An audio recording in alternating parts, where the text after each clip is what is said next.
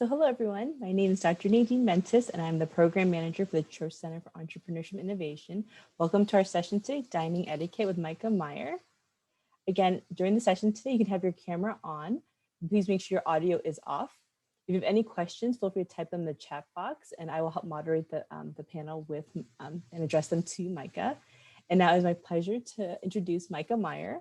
Myka Meier is a dual American and British citizen. He's an entrepreneur, best-selling author of 2 etiquette books, and a consultant specializing in international social and business training. Myka launched New York-based consultancy Beaumont Etiquette in 2013 and co-founded the Plaza Hotel Finishing Program with Beaumont Etiquette in 2016. In 2019, Myka co-founded the Beaumont Training Group to offer corporate training through modern and innovative courses, expanding her company's training offerings to topics including leadership, sales, customer service, ethics and business, and more. A best-selling author, Myka has written 2 books on etiquette, Modern Etiquette Made Easy and Business Etiquette Made Easy, both published in 2020. I have them both here. The books are an avid volunteer for charities which promote confidence and teachable social and work skills in underprivileged communities. Myka resides in New York with her husband and daughter. Now it's my pleasure to hand over to Myka Meier. Thank you so much, Nadine. Dr. Nadine, I'm so sorry.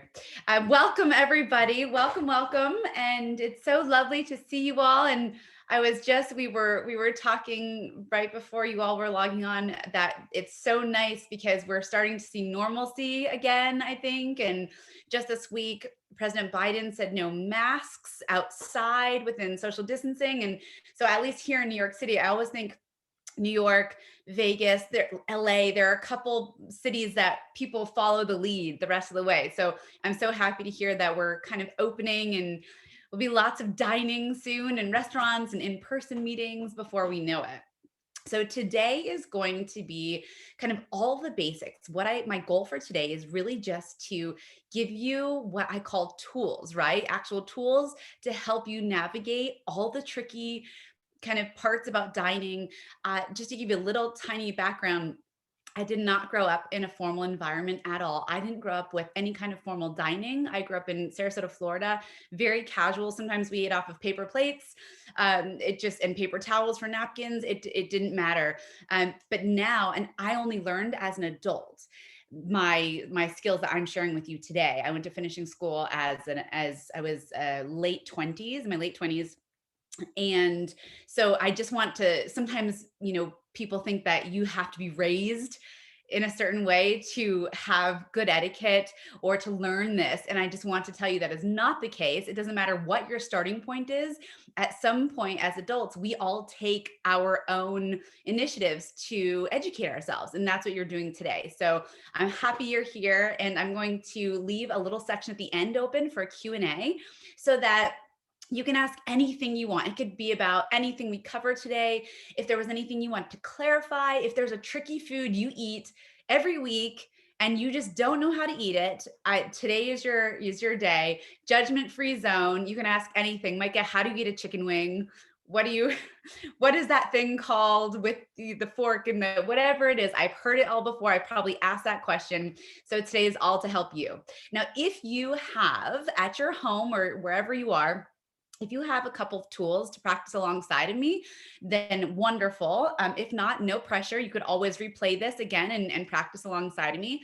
What I have here today is just a main dining fork and a knife. So if you have a fork and a knife nearby, great, grab it. And then a soup spoon, or if you have a teaspoon, doesn't matter, any spoon. Then I also have a napkin. We're going to go over napkin etiquette, because believe it or not, there's an actual way you fold your napkin to show your server that you are finished versus you're just taking a break, going to the bathroom. So they don't come and take all of your place settings when you're away. If you have a plate and you want to practice, grab a dining plate. And then those are the main things. I also will have a tea/coffee cup for you, and then a wine glass. 2 different wine glasses actually to show you. So if you have any of that, all of that, none of that, work with whatever we have here.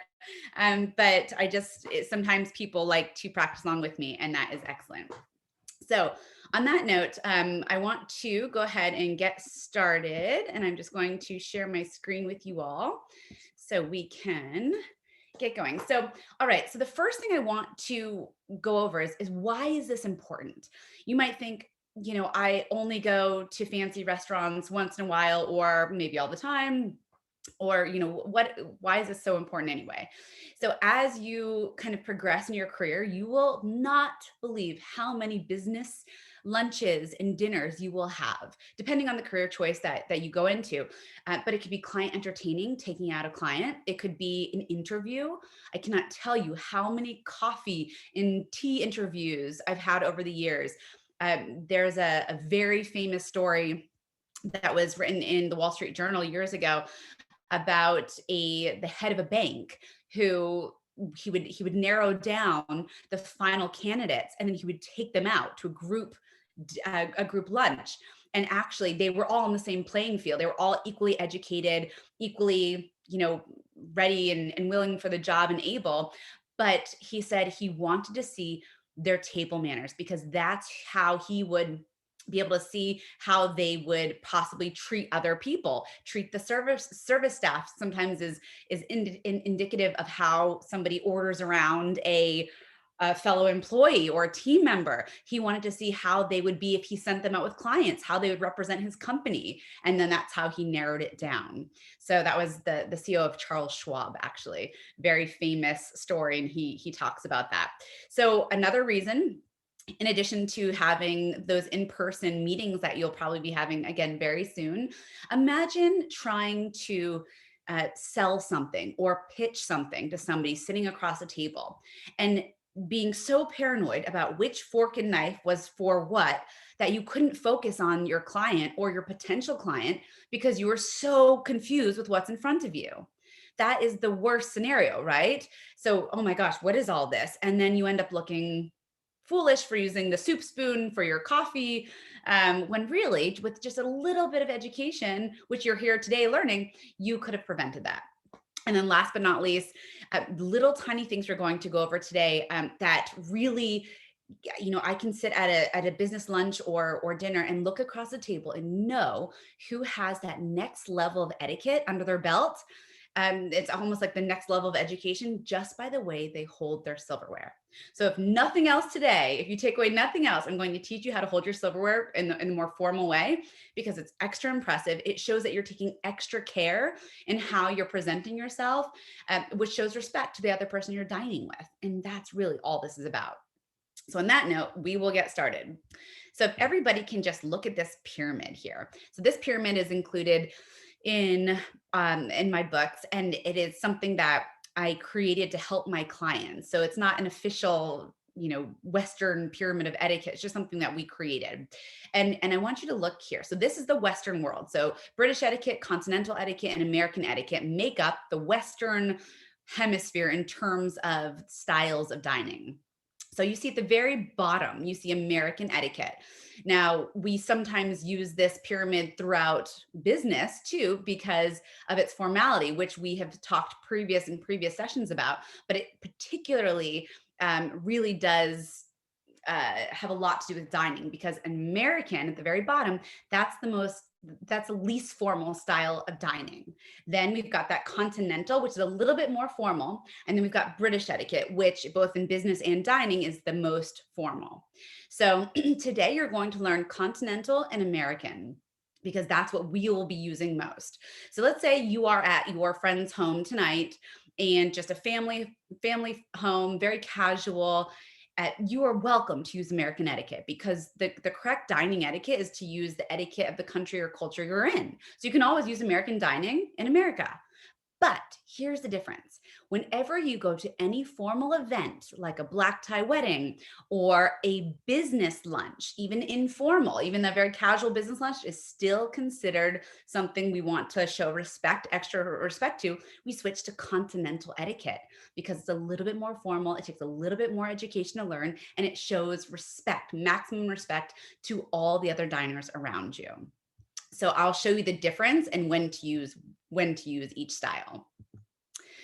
Okay, so starting out here, if you look down at this place setting, so this is a place setting from one of our courses at the Plaza Hotel a couple years ago. So if you look down at this, you might think, oh my goodness, Myka, this is just confusing. I don't even know where to start. Or maybe this is something that you're used to. regardless, I just want to point out a couple of things to help you navigate a table. So if everybody in here could put their index to their thumbs on both hands, index to your thumb, and then put it down like this and look down. You'll note that your left hand is making lowercase b for bread, and your right hand is making a lowercase d for drinks. So we know that our bread plate goes on the left and our drinks go on our right. So that means all of your drinks, your water, your coffee, your tea, your wine, whatever it might be. And that bread plate never ever changes from the left side. So that way, if you're sitting at a round table, and it's happened to me many times before where somebody's taken my drink glass, or maybe I was the one at one time who took someone else's bread plate because they didn't know that theirs was on the left side. So that should never happen to you now. So B and D. Also, if you're a car fan, you could remember BMW, which means bread, meal in the middle, and then water, wine, coffee, tea. So BMW is another way how you can remember the sides of everything. Now I want you to look at the forks. So you'll see here, so I'm holding up a fork here. This is the main dining fork. You'll see that the fork has 4 prongs. 1, 2, 3, 4, and then L-E-F-T. So we know the fork always goes on the left side of the table when you're setting the table. Now, the reason why you might say, Myka, I never set tables. This is irrelevant for me. Well, I can't tell you the amount of times you go out to a restaurant and they give you a little roll of silverware and a linen or even paper napkin, and you have to set your setting by yourself. So remember, fork goes on the left. Then you have your knife, K-N-I-F-E, R-I-G-H-T. So you know your knife always goes on the right. Now here I'm holding up my spoon. Spoon has 5 letters, so does the word right. So we know that the soup spoon would go on the right. So let's look down at this table setting again. So now we know we've got our soup spoon over there. Then we've got 2 forks and 2 knives. So I'll come back to that in a moment. Then we have the silverware at the very top of the plate. Whenever you see silverware at the top of the plate, that's the farthest thing away from us. It's the last thing we pick up. That is for dessert. So if you ever see silverware at the top of the plate, don't pick it up until your dessert comes out. That bread plate on the left there with the knife at the top, that is a butter knife. Its sole purpose in life is to butter bread. That's all it's for. It's often set it's never set on the right side of the table. It's always set on the bread plate. So you always know that that's just for your bread and butter. So then let's go back to that silverware there. So if we sat down at this meal, how many courses is this? It is actually 4 courses because that bread never counts as a course. So we've got our spoon as 1 course. That's our soup. Then you'll notice we've got the fork and the knife the next course. That's a starter. That's our starter course. That's our second course. Then we have the fork and knife closest to the plate. That is our 3rd course. That's our main dining course. And then at the top, we have our dessert, and that's our 4th course. So if we sit down to this table, let's say you come to my home or restaurant, and this is how the table is set for these 4 courses, then I want you to remember this. No matter how many courses are on that table, no matter how many pieces of silverware you see, maybe there's 12 pieces when you sit down and you think, oh my goodness, this is so overwhelming. Where do I start? Remember this. Look down, and you always start on the side that has the most pieces of silverware. So let's look down.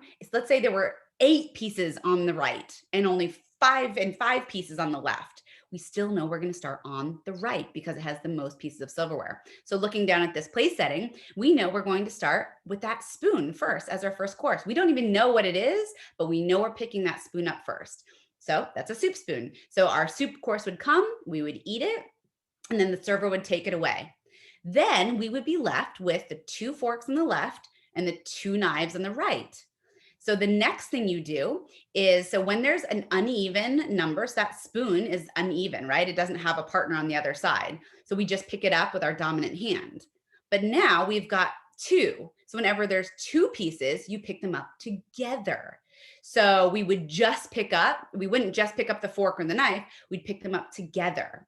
And that would be our starter course, maybe risotto, or maybe it's a salad with grilled chicken, whatever it might be. And then they would take away that course. And then we would be just left with that main dining fork and that main dining knife.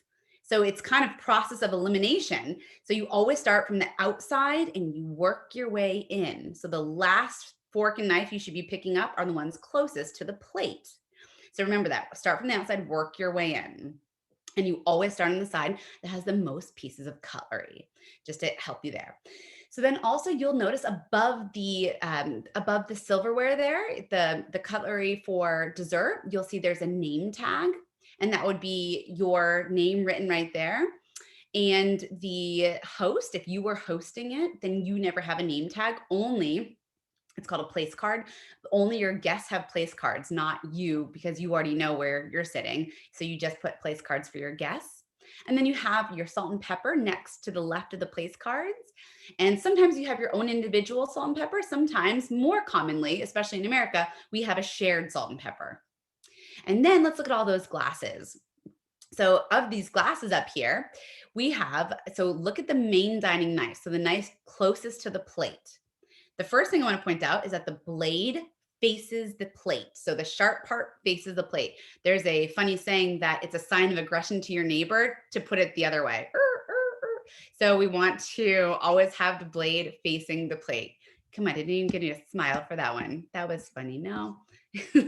Okay. No. Okay. So the water glass is above the main dining knife, right? So whenever you look at these 4 glasses here and you think, okay, they all look the same to me, remember the water glass is directly above that main dining knife. Then you look to the right of that and you see 2 glasses. One's slightly larger. The one in the back is slightly larger than the one in the front. The one in the front is for white wine. The one in the back is for red wine. Then over to the side, all the way to the right, is a champagne flute. So that champagne flute that likely is going to be a toast at the beginning of the meal because it's set all the way to the right. So it's almost the first thing you grab. If that champagne flute was at the back by the red wine glass, then that means your host probably is going to give a champagne toast with dessert. So that's how you kind of always take the glass to the right first, and then you work your way in, just like with the silverware. So you can always remember that. Okay. And then of course you have your napkin in the middle there. You have your starter plate, your main dining plate, and the soup bowl is not pictured here because the soup is served hot and would be brought in. And then your server would take away the other plates and bring in the fresh plates like that. Okay. Moving on. All right. So where to start? Remember that your table is set with all the pieces you will need to enjoy the meal. So sometimes you think, do I really need all these pieces? Is this really relevant to me? So if it's set on the table, that means you should use it. So if you prefer to use your hands because that's what you want, just remember, oh wait, there's a fork and knife here. I think that means I need to eat with my hands. I mean, I cannot eat with my hands, excuse me. So now we know the left, right rule, the 4 and the 5 rule. The cutlery at the top we know is for dessert. We work from the outside in, and that we start typically with the side with most cutlery. And when in doubt, let's say you sit down and you just do not know how to eat something. You have never seen the escargot sitting on your plate, which is a snail. What do you do? So no matter what it is, then pause. I want you to pause and watch your host and watch the person who's eating that same thing, and however they are doing it, just follow suit, because if they're doing it, that's how they think, or that's maybe they know how to eat it, or that's how they think it's meant to be eaten, and then you just follow them. And now, okay, napkin etiquette we're about to get into. BMW, we now know, is also an alternative for the B and the D. Hands above the table or below. Let's say you come to your table, you sit down. Where do you rest your hands? Or do you put them on the table? Well, one thing to remember, we never put elbows on the table. So we never want elbows to be on the table. Now, sometimes you see people with their wrists almost like resting on the table, but actually that is not what we do in America. So in American etiquette, we actually always keep our hands underneath the table until it's time to eat or drink. And then we bring our hands above to grab our glass to drink or to use our silverware. And then if we are in the middle of a course and we're not eating or drinking, then our hands go back into our laps. Now, in other parts of the world, most other countries in the Western world, you actually rest your wrists on the table. So your hands stay on the table, interestingly. And it's considered rude to hide your hands under the table. So in most parts of Europe, South America, Latin America, it depends on the country, your wrists stay on the table, which is just a fun fact there if you're traveling. If we get to travel again very soon, which I hope we do, then just remember that one, just to be conscious of it. Okay, so let's talk about napkins here. So this is one important thing to remember. Let's talk about the difference between napkin etiquette at a private home versus a restaurant. So at a restaurant, the moment you walk in and you sit down, you take that napkin off the table and you put it in your lap. So before you talk to your friends or your business colleagues or person you're interviewing with, before you take a sip of water, restaurant, sit and napkin in the lap. At a private home, it's very different. You wait until the host or the hostess puts the napkin in their lap and then you follow suit. So remember that. And that's so that you don't rush the host, so they don't look in the other, other room and think everybody's like, feed me, feed me. It looks it looks like they're just waiting. So you want to make sure that you follow. And if I'm your host, I put the napkin in my lap and then you take the napkin off and put yours in the lap. So how do we actually use this napkin? Napkins are very functional. And no matter if this is a linen napkin, but even if no matter what kind of napkin it is, you can follow the same etiquette. No matter how this napkin is folded, right? No matter how this napkin is folded, when you come to the table, maybe it's in the shape of a fan, a beautiful fan, or maybe it's just a classic fold like this called a French fold. Then you would take that napkin off the table and you unfold it in half. So it's in half like this. If you are practicing with me at home, so you just put it in half like that. Then this crease faces towards you. So the crease here goes towards your belly button, so that the part away is towards your legs. Now remember, you never go down to almost like down under the table to wipe your mouth because it looks like you're hiding something or it looks a little bit funny. So instead you keep your nice posture at the table and you bring that napkin up to your face. And here's the trick. You open it. You can hold it from the left side or the right side. I always hold mine to the right. You open that napkin and then we don't wipe stains. We dab stains. We dab our mouths to clean them. And then we close the napkin so all the stains stay contained to the inside of the napkin. So a lot of people get this part right and then they just do that. But then all your stains are on display for everyone left and right of you to see. So basically you're hiding your stains inside the napkin. So try this. If you don't have a napkin with you now, try this the next time you go out to eat. So what do you do with the napkin if you need to go make a phone call or go to the restroom? Remember, you never tell people you're going to the restroom in any kind of dining situation. It's a very common thing where people say, oh, excuse me, I just need to pop to the restroom. But nobody really wants to think of you going to the bathroom, especially during a meal. So instead, you just say, please excuse me. Now, you might say, pardon me, or you might hear that and think it sounds very fancy to say, pardon me. But actually, to say, pardon me, that's a term reserved for service staff. So the server might say, pardon me, when they're asking to be excused, to be excused to talk to you during your meal. So they're not interrupting. So you just say, please excuse me.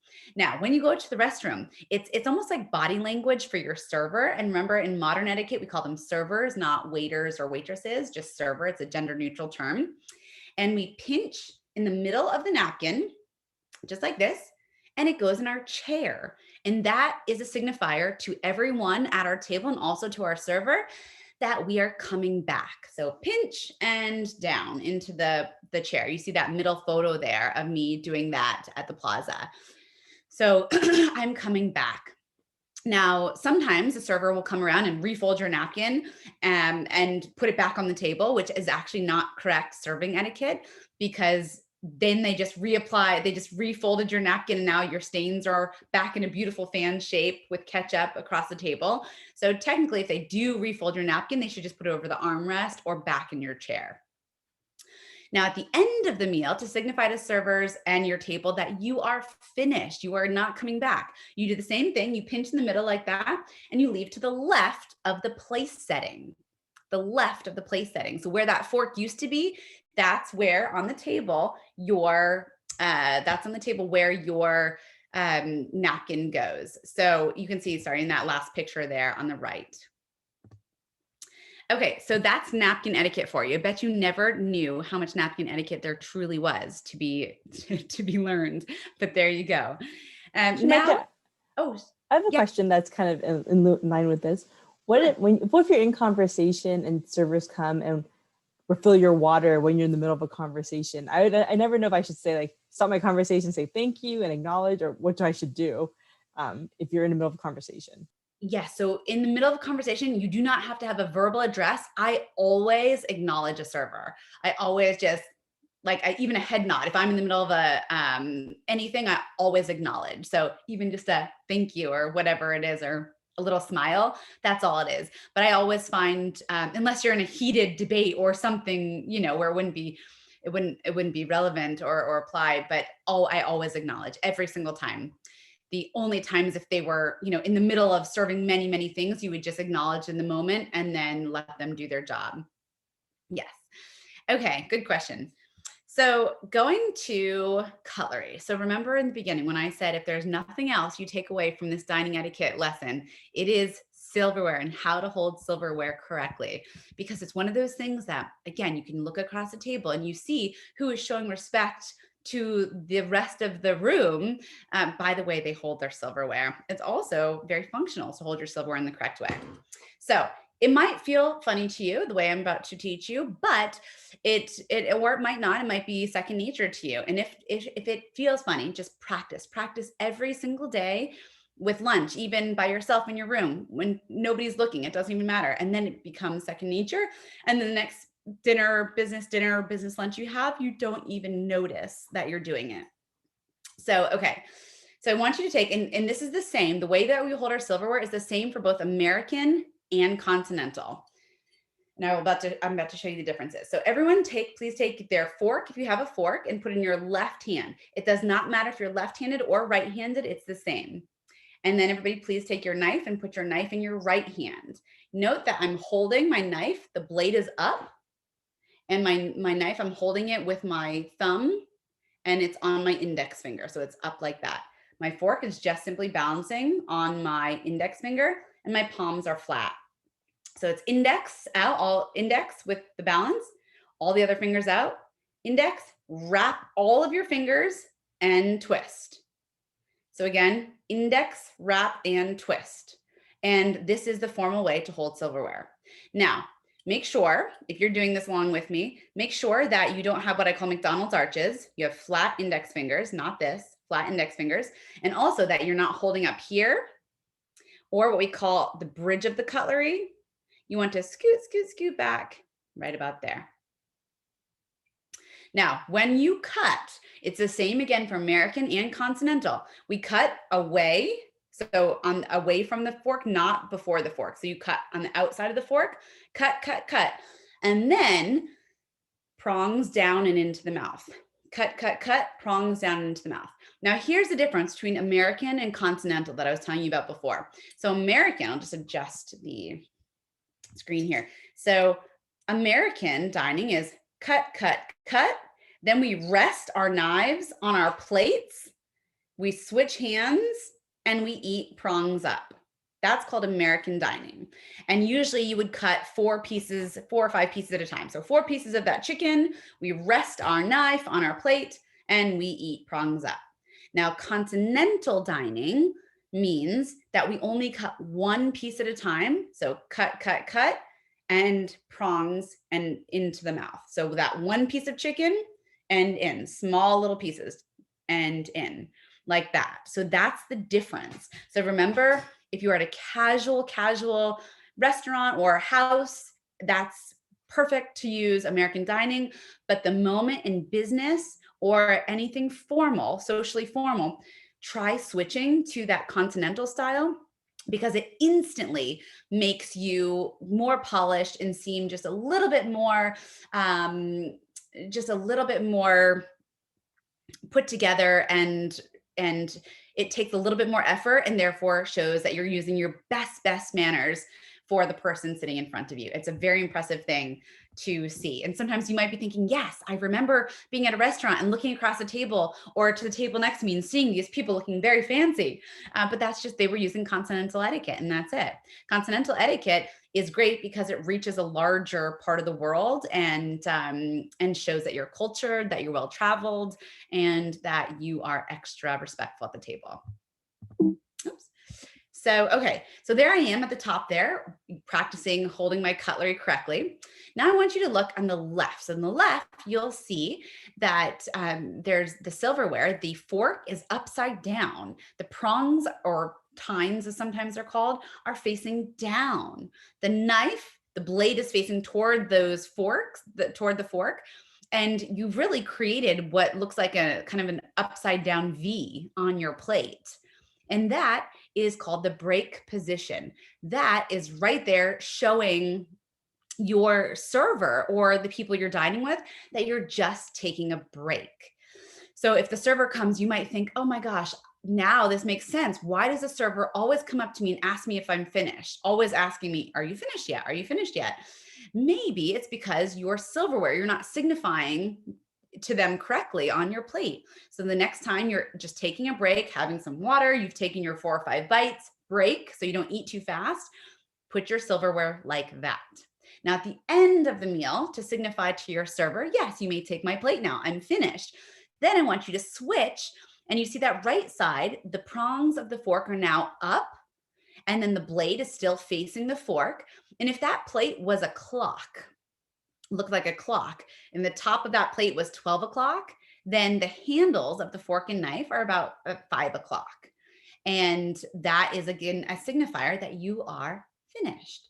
So it's kind of like, I just call it body language of dining, because that's what you're doing. You're telling your server and your dining companions through your napkin and through the placement of your silverware that you're still enjoying your meal, you're finished. Now, one funny thing to note is Americans are very well known globally for eating extremely fast, very, very fast.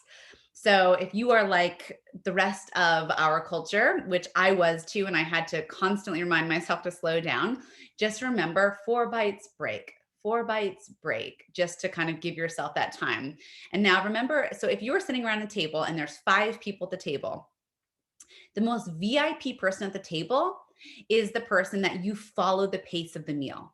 So if the VIP person is somebody you're interviewing with, or your boss, or your professor, then you would want to make sure that you are pacing yourself with that person. When that person is done, you should slowly start finishing up your meal as well, because at the end of the day, that person kind of controls the meal time. And if the person's finished and you're still on your second bite, then they're waiting for you, and you don't want to do that to the VIP person.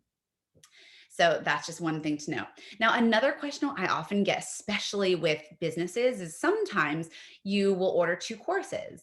But when do you do that? When don't you? So I always say, ask people first. What is everyone thinking? Are you thinking to start with something? Are you thinking about a starter and then a main? Or are you just going, for a main today?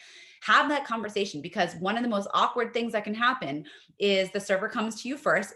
Typically in American culture and all Western culture, they will go to the females first at the table, and then males after that. But so keep that in mind in terms of who they might come to first. And if they come to you and say they come to me first, and they say, yes, ma'am, what can I get you? And I order a soup, a salad, and a main. Maybe I got the prefix lunch, which means a prefixed amount of courses. Then they go to the other person, I give them my menu, and then they go to the next person, and the person says, I'm not that hungry, I'll just have the chicken for the main. Well, how awkward is that if that person who just ordered the main has to sit through my soup course and my salad course, and then only then do we all get our mains together. Then that person sitting across the table from you watching you eat, which I can tell you there's nothing more awkward, even as an etiquette instructor, than having someone watch you eat and not eating. It's like It's a very, very awkward thing to experience. So you don't want to do that. So make sure you're pairing your courses with everybody else. Okay, so coffee and tea etiquette. There's actually quite a lot with coffee and tea etiquette. So if at the end of the session you want to ask anything specific, please let me know. Do you keep your tea bag in your tea? Do you take it out? Which goes first, milk or hot? Whatever it might be. But I'm not going to go into a lot of depth on coffee and tea today, but a couple of basics. So you can look on the left and the middle photo there. So you'll notice that you hold a coffee cup different than you would a teacup. So that cup there is a kind of a universal cup they use at the plaza for both coffee and tea. And so I have a similar one here with me that we serve both coffee and tea in America. And the difference, you'll notice coffee, there's usually a larger quantity. It's hotter because there's a larger quantity of liquid in there. It's heavier. You need that index finger. You need that kind of powerful hold to be able to hold that cup. So coffee, whenever you have a coffee, it's loop and thumb. So you can try along with me if you have a coffee or a coffee cup or a cup like this to practice with, loop and thumb, and that's it. Tea is quite different. Tea is you take your index and your thumb and you pinch through the handle. So pinch. And then you take your middle finger and you support it along the inside of the cup there. So you can see I'm literally just supporting it. So again, pinch and support like that. If you need two fingers because it doesn't feel sturdy enough for you, you can take your index and your middle on your other hand and then just right there. And you can use that as support if you want. So another thing about coffee and tea, no matter if it's coffee or tea, it doesn't matter. You never circle round, round, round to stir your coffee and your tea. You don't go clockwise. You don't go counterclockwise. It's actually just 12 o'clock to 6 o'clock, 12 o'clock to 6 o'clock, just like that. And you want to make sure you're not doing this, because the less noise you make in dining etiquette, the better etiquette you have, because you don't want to distract people. You don't want to be making all sorts of noises. It's jarring to many ears. So just be careful. The last thing I want to address, pinkies. So are pinkies ever up in dining, in food? Sometimes I see this. So the answer is no. So pinkies are never out, not with coffee, not with tea. It's a misconception that you look more posh or fancy or of a certain status by putting your pinky out. In fact, when I work in London at a couple of different hotel partners there, I can always look across the room and know who's American because their pinkies are always out. Yes, that's a generalization, but I tell you what, time and time again, I walk straight up to the table and I hear their accents and they're American. So we get that from Disney movies, from pop culture, in American pop culture. And even in every single Disney movie where there's ever a teacup, the princess always has her pinky out, or the prince, or whoever it is drinking. So that's where that comes from, but it's incorrect. Interestingly, the Germans invented the handle. Tea came, as you may know, came from Asia.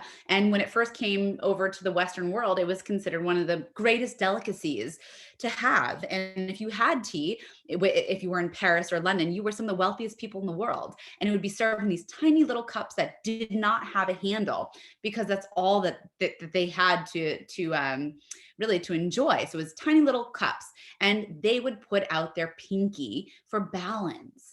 But once the tea trade really opened and we got larger quantities of tea, then the cups became larger and heavier. Therefore, the Germans invented that handle. And once the handle was added to the teacup, that pinky went in, never to come out again. That's just a little fun fact about the teacup in its evolution. Then on the right side, oh, sorry, yes? Oh, so a question was, what two fingers on your other hand do you use to support your teacup again? Your index and your middle.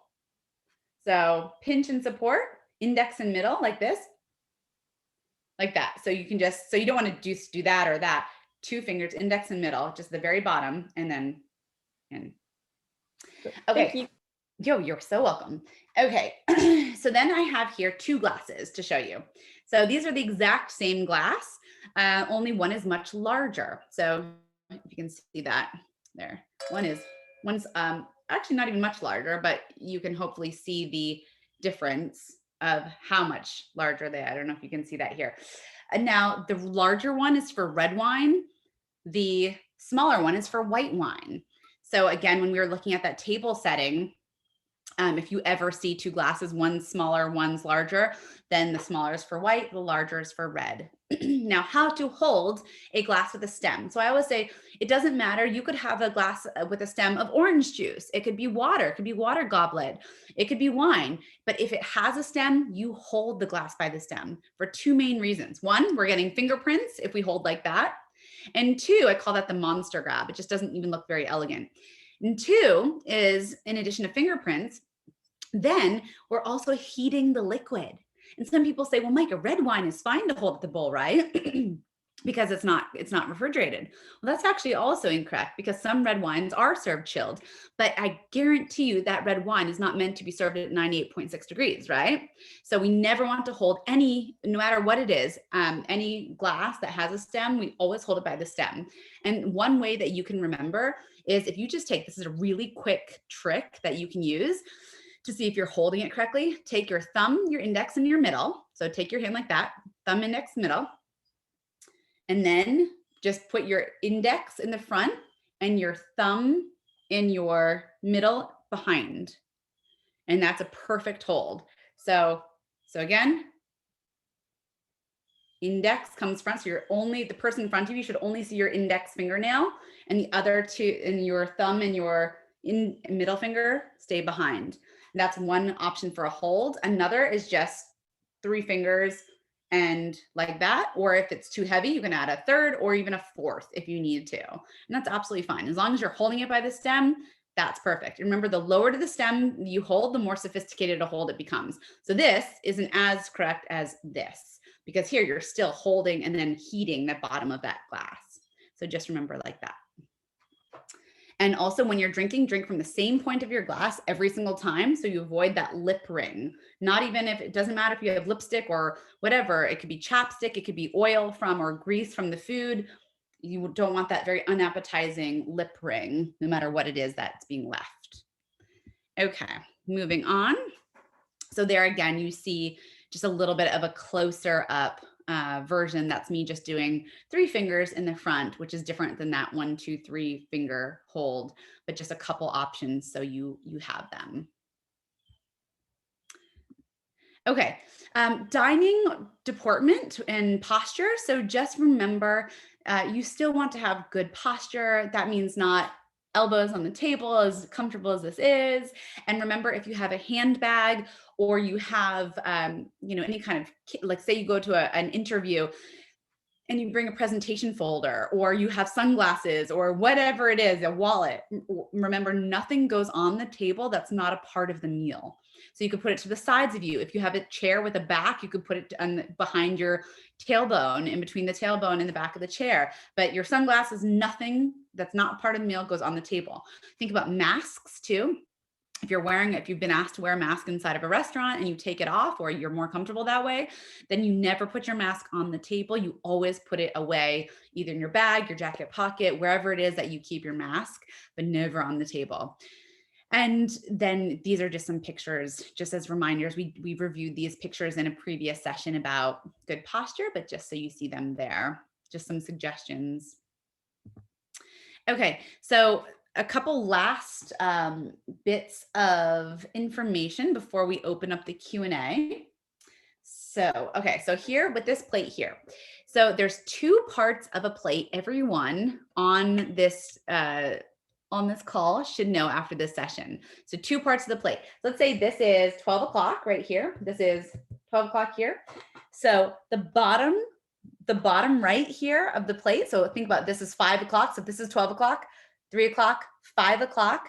5 o'clock is for sauces and butters. So let's say you add some ketchup onto your plate, or some mustard, or some mayonnaise, or whatever it is, or olive oil. It goes at 5 o'clock. If you have a discard, so a discard could be a lemon rind, it could be a piece of gristle or a fish bone, that goes at 11 o'clock. And no, it's not on the rim of the plate, because you always want to keep the rim of the plate clean for all the servers that will come and clean your plate. You don't want them to stick their hand in ketchup. So your ketchup or discard would go on the inside of your plate. So you always keep your food to this part of the plate. If you ever going to a buffet, remember you never want to load your plate. So just tiny little portions rather than that mountain of food. Buffets, we get excited. One of the best buffets in my life was in Las Vegas. But we just want to make sure that we are not loading. We don't want a mountain of food ever on a plate. So we know a lot of this. If you are trying to follow the continental style dining, remember it's never cut, cut, cut, and rest and switch. That's American dining, which again is perfect for America. If you're trying to go continental, then you never would take that knife down. You cut, cut, cut. The knife rests in midair as you put your fork in. So review there. Passing things around the table. So remember, everything gets passed right around the table. Right? Remember that alliteration, right around the table. So if we're sitting around a table of 8, a round table of 8, and Jack on the other side of the table, 4 down from me, says, Myka, can you please pass the bread? Because the bread's in front of me. Then I never just take a piece of bread and then pass it, or use the salt and pepper and then pass it. If somebody asks for it. So I would take that bread or salt and pepper and I would pass it to the right, with the exception of if the 2 people to my left ask for it. And then I obviously won't pass it all the way around the table when I really could have just brought it to the left to those 2 people. So a lot of etiquette is common sense, right? You're probably like, yes, of course. But so that would be an example. So also, if you are, let's say in the middle of your meal, you have to cough or you have to sneeze. What do? Remember, you cough and sneeze into your left side of your body, because your right is the hand we use to pass things. It's considered your clean hand, because we also, eventually when we're shaking hands again, we're also shaking with our right hand. We're passing food with the right hand. Your left is chew. We're also saying right now during the pandemic, not to actually cough and sneeze into your left hand, but instead to your elbow, so that your hands stay as clean as possible. So just one point there. Should you eat everything on your plate? So in American and British dining, you should leave a little something on your plate to show your host you are satisfied. So I'm not trying to be being wasteful. A couple of peas, a couple of lettuce leaves, whatever it might be, so that the person hosting you, or if you're out to dinner, isn't like, oh, Myka, do you want me to get the menu again for you? You want to always show them that you're satisfied. If you're at a private home, you never ask for seconds unless you are offered seconds, because you could risk them saying, if I say, Jane, do you have another pork chop that was delicious? You think you're giving Jane a compliment, but if Jane didn't prepare enough pork chops for everyone to have a second one, then you can embarrass Jane. And remember, etiquette's all about kindness and respect to everybody around us. Common ethnic food. So if you have any specific questions in the Q&A section about spaghetti, about sushi, I specialize in Western foods, but I do have a lot of information about many types of foods that are considered ethnic foods in America, but very common ones. Please let me know. Myka, how do you eat a hamburger? Again, menus. Remember menus. If the menu opens like a book, you want to make sure you close the menu and put it back on your table to show the server that you're ready to order. Sometimes people are thinking, why isn't that server coming over? It's been 20 minutes, but maybe it's because your menu is still out and not closed and back on the table. And if you can't pronounce something on a menu, don't try to. So instead, if you don't know the word béarnaise sauce and you try to order on a business or even a date or whatever it is, and you say when the server comes, yes, I'll have the steak with the béarnaise sauce, then you sound way less educated than of course you are. So instead you would reference, we never point in etiquette, we just gesture to the béarnaise sauce or to that steak item and say, could you please tell me more about this item? And the server would say, oh yes, the steak with the béarnaise. And then you know how to pronounce it. So that's one little trick there. And remember, if you're being taken out ever, you never, ever order the most expensive thing on the menu. Ever, ever, ever. So if you're at a business interview, you're on, on a social event of any kind, you just never, and what if you're not sure if the other person's paying or not? Still never order the most expensive thing on the menu, because it shows that it almost comes across like you're taking advantage of the situation. So we've really kind of gone over a lot of these already, but just a couple last ones. No grooming at the table. So that means no reapplying lipstick, even if a steakhouse gives you a toothpick, please don't use it at the table. Oh my goodness. I'm from Florida and they give toothpicks all the time with meals. And there's nothing worse than sitting at a table and having people picking their teeth. It's really can be very unappetizing. So please just excuse yourself. If you feel like you have something in your tooth, try to loosen it. If you still aren't sure, just excuse yourself and go check in the bathroom. But no taking out the phone or your compact to see if you have something in your teeth. Then mask etiquette, we spoke a little bit about. If you have more questions about that after, please let me know. And don't start eating until everybody at the table has their meal. So if there's 4 people or even 2 people, or 10 people. The general rule of thumb is if you have a table of 10 or less, you wait until everyone has their food, because you could have a round table of 10 and then you start eating. But anything more, say you have a long rectangular table with 20 people, then you're only expected to wait for the people on the sides of you or across from you to have their food, and then you begin. But if there's 4 people at a table and one person does not get their meal, it still hasn't come out yet from the restaurant kitchen, then that person should say to the other people, please go ahead and start while it's still warm. And then everybody should start. But if that person doesn't say that to you, then you should wait until their meal comes and then you all start together. Never be rude to wait staff, ever, ever, ever. That's somebody's mother, father, grandma, grandpa. Often it's not their fault, it's the chef's fault. So just be very, very sensitive, especially now. And remember, in a business meeting, never take off your jacket or your blazer unless the most VIP person at the table does. So if your boss does, then you can. If your boss doesn't, then you should keep that tie or jacket or blazer on for formality purposes.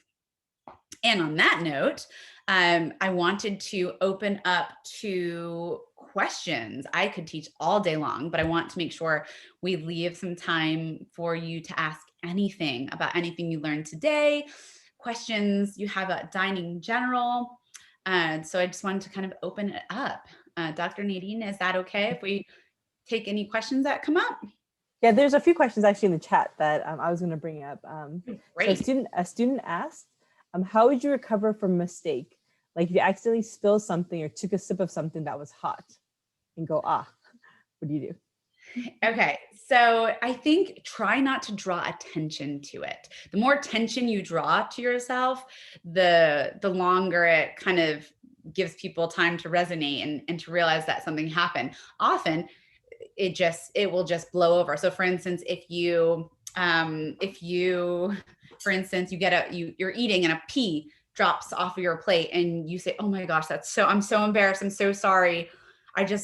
Oh my gosh, everything is everywhere. You're drawing more attention to yourself rather than just moving on and saying, oh, excuse me, like it was no big deal. And then picking up with your, picking up where you left off.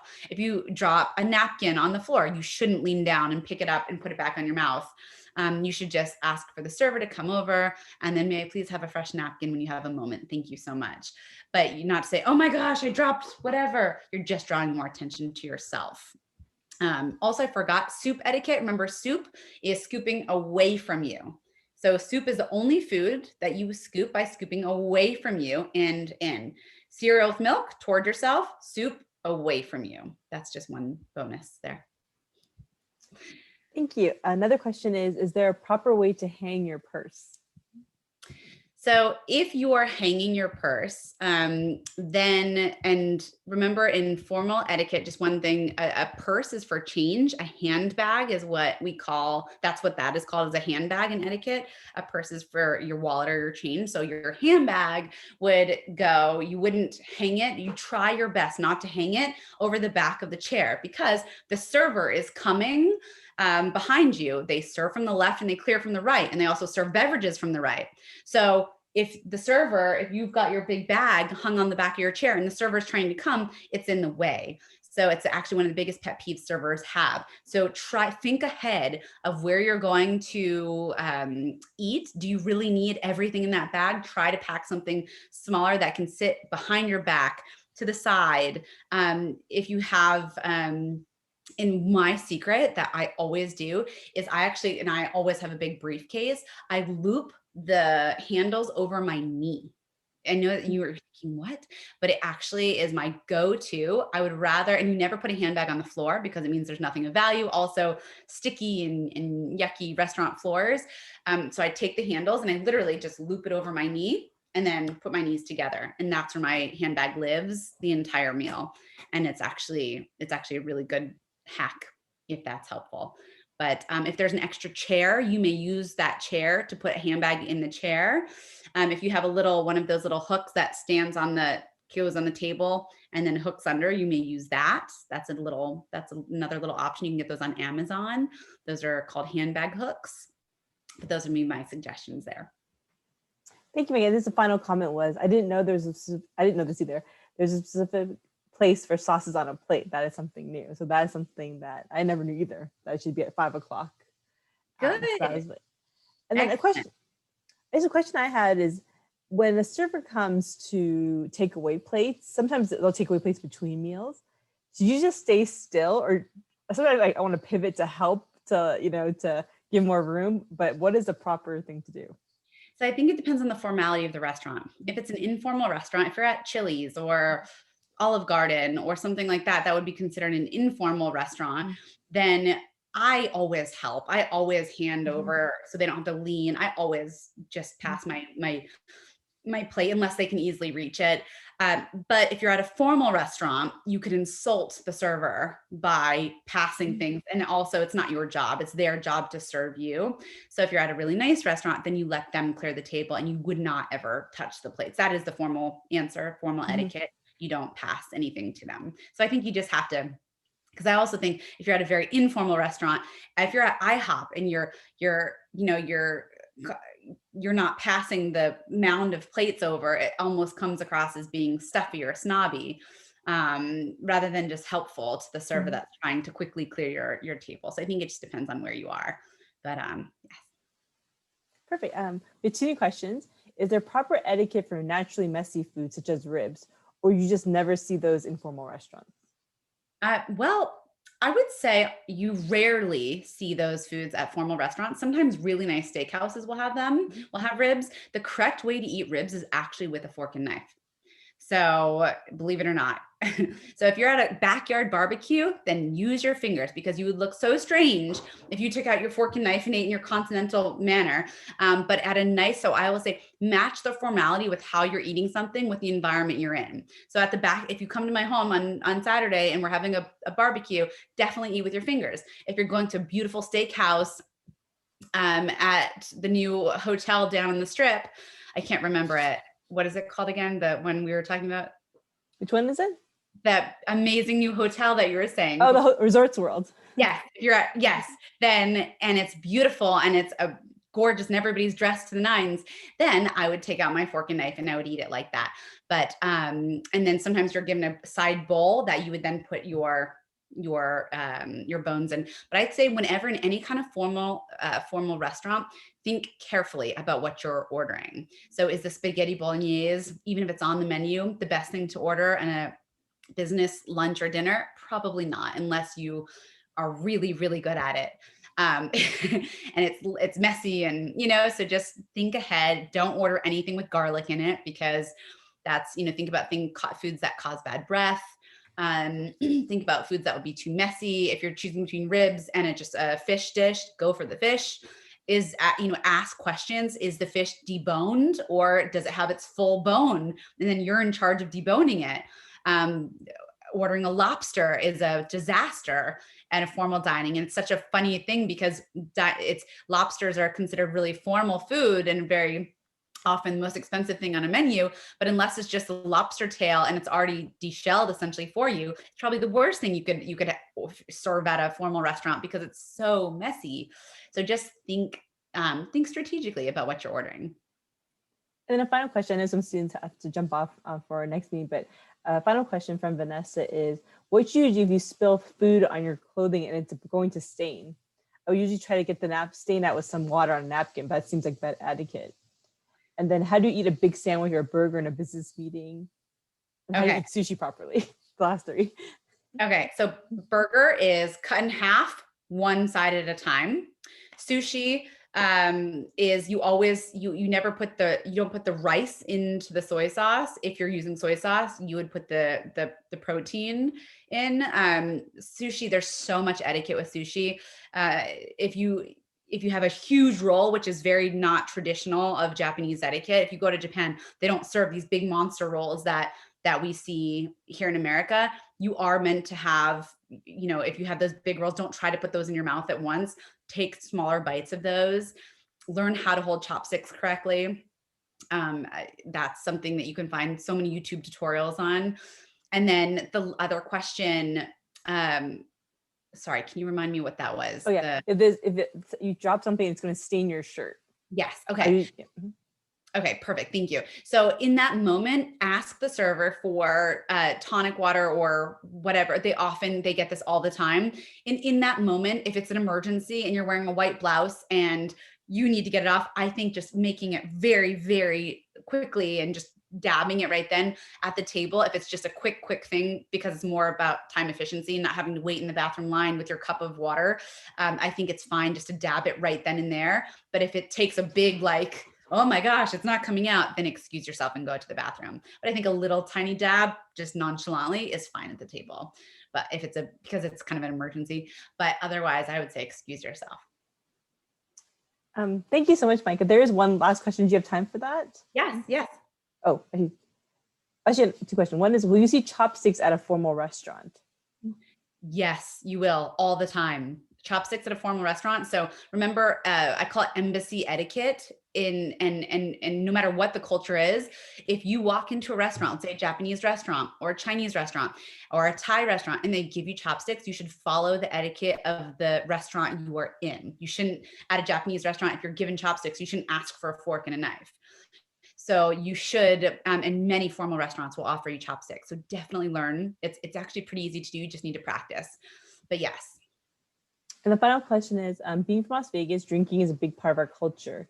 Let's say you're at a business dinner eating sushi and everyone is drinking sake. Is it okay to show a little enthusiasm while drinking, or should we have a mild attitude? Definitely a mild attitude in business. So you don't want to ever drink more than more than your limit. Go under your limit always in business. So if I know my limit is 4 glasses of wine or 3 glasses of wine or whatever it is, I will stop at 2 glasses of wine. I'll always, if I know my limit is 2 glasses of wine, I'll stop at 1 glass of wine. So I always cut my half. I never would be at my limit. That's just an example. But each person is so different. You can't say have 1 glass or 2 glasses because people are so different. But definitely. And if you have a vice, like you smoke whatever it is, or you have a cigarette or whatever, you never do that at business meetings. You never tell people you're going on a smoke break. You never mention any kind of thing like that because you don't know how the person feels. So just remember those things too. Even if you are a smoker, unless you know your bosses and then you all go out together. But I think that can come across sometimes as taking smoke breaks on the job and things like that can be seen as unfavorable. So be cautious, use caution. But yes, definitely less is more with drinking, especially in business. Thank you so much, Myka. Everyone says it's been amazing. If you can't drink and everyone else is drinking, what is proper etiquette? Okay, this is the greatest trick because when I was pregnant, I used it because I didn't want to tell people I was pregnant yet. And so I would get and even if you just don't drink generally, get a glass of water in a cocktail glass. So ask for whatever glass, a cocktail glass of whatever sort that people are drinking out of, and put sparkling water with a lime in there. I'm telling you, nobody will ever know because people often ask, why aren't you drinking? Why aren't you drinking? Which can be very annoying. And you should never have to defend yourself. You should never feel pressure to drink. But if you just want people just to go on their way and not point it out, then that's my go-to trick. I often don't drink when I'm out socially or in business because I have an early morning or whatever it is. And that's my secret. It looks like a cocktail. Nobody ever asks questions. it's actually just water. But again, never feel pressure to drink. It's up to you. It's your own prerogative. If you'd like to just say, oh, I don't drink, then that's fine. And people, hopefully leave you alone. It's very rude to ask somebody, why don't you drink? Because people have their personal reasons. So it's a rude question to ask because it makes people feel uncomfortable. So hopefully that doesn't happen to you. But if you just want people to go on without even noticing, that's my little trick. So seltzer water with lime. And that's almost what I do every time I go out, and nobody knows. Thank you so much, Myka. This has been amazing. We've gotten great comments. So thank you so much. I'm hoping that in next year, next academic year, that we can do this in person. We can do in-person table and different things, and have you come out to Vegas and everything. But thank you so much for everything. And all the students saying thank you in the chat. So it's been amazing, but thank you so much today. Thank you all so much. It was so lovely to work with you. And we're always just a shout away. And we're so easy to find on social media. And if you have questions, info@Beaumont's Etiquette, we're always here to help. So thank you all. And I really, really hope this time next year we are in Vegas together. That would be amazing. It's like my favorite city ever. Thank you, everyone. Have a great day. Bye. Bye.